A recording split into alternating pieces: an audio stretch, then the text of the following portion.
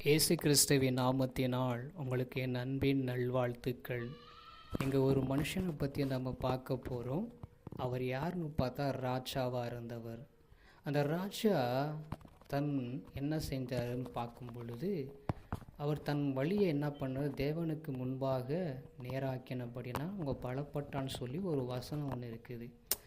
அப்படி பார்க்கும் பொழுது 2 நாளாகமம் 27ஆம் அதிகாரம் 6வது வசனம், யோதாம் தன் வழிகளை தன் தேவனாகிய கர்த்தருக்கு முன்பாக நேராக்கினதனால் பலப்பட்டான். தன் வழியை தன் தேவனாகிய கர்த்தருக்கு முன்பாக நேராக்கினதனால் பலப்பட்டான். நம்ம என்ன பண்ணிட்டு இருக்கிறோம்? நம்முடைய வழியை கர்த்தருக்கு முன்பாக நம்ம நேராக்கி கொண்டிருக்கிறோமா? கர்த்தரை நோக்கி நம்ம போகிறோமா? கர்த்தருக்காக நம்ம நிற்கிறோமா? கர்த்தாவே உம்முடைய வழி எனக்கு என்ன பண்ணுங்க போதித்தருள்னு நம்ம கேட்குறோமா?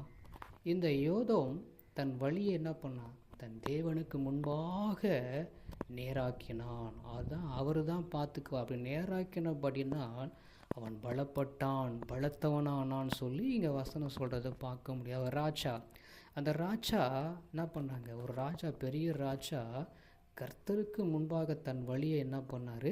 நேராக்கினார். அவர் நேராக்கினபடி தான் அவர் ஆட்சியத்தில் என்ன பண்ணார்? பலப்பட்டார். நம்முடைய வாழ்க்கையில் கூட நம்ம கர்த்தருக்கு முன்பாக நம்ம வழியை நம்ம நேராக்கப்படும் பொழுது நம்ம பலப்படுவோம். கர்த்தர் தாமே அந்த வார்த்தையின்படி ஆசீர்வதிப்பா. ஜெபம் பண்ணுவோம். எங்களை கிருபையாய் நேசிக்கிற எங்கள் அன்பின் நல்ல தகப்பனே, இது வரைக்கும் எங்கள் வழியை நாங்கள் உமக்கு முன்பாக நேராக்காமல் நாங்கள் போனதுனால பலவீனப்பட்டவங்களாய் காணப்பட்டோம்.